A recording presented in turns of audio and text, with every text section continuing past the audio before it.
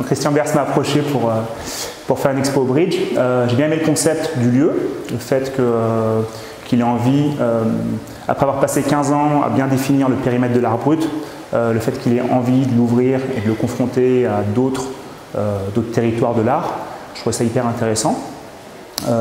Voilà, comme beaucoup d'amateurs d'art brut, j'aime aussi d'autres pratiques artistiques et je trouvais ça intéressant en tant qu'historien de l'art et aussi galeriste de pouvoir créer un pont, justement comme le lieu l'indique, créer un pont vers d'autres artistes, d'autres pratiques contemporaines.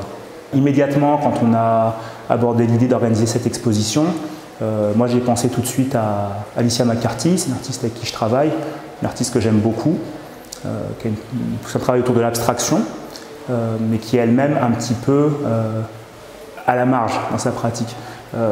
Elle vient du graffiti, elle vient de l'univers un petit peu punk, DIY, elle est originaire de Oakland, du côté de San Francisco. Ça fait très longtemps qu'elle peint là-bas. On l'a reliée avec un groupe qu'on appelle Mission School. Donc elle appartient un petit peu à cet univers qui avait été défini par un critique d'art comme à la fois rustique et urbain. Et j'aimais bien cette petite tension, presque un paradoxe. C'est des tensions et des paradoxes qu'on retrouve aussi chez les artistes d'art brut. Et donc le point de départ moi, de cette exposition, c'était vraiment le motif.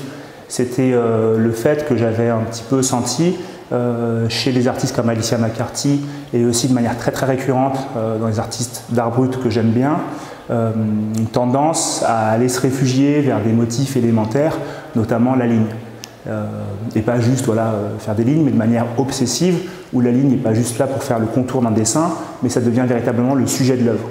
Et donc chacun après à sa manière, chacun dans un contexte différent, avec sa sensibilité, et puis la technique, du fil, de l'encre, de la peinture, donc c'est toujours de manière très différente, mais finalement il y avait des petites récurrences comme ça, des signaux faibles qui moi me touchent, et c'était très amusant de les rassembler, de les mettre côte à côte.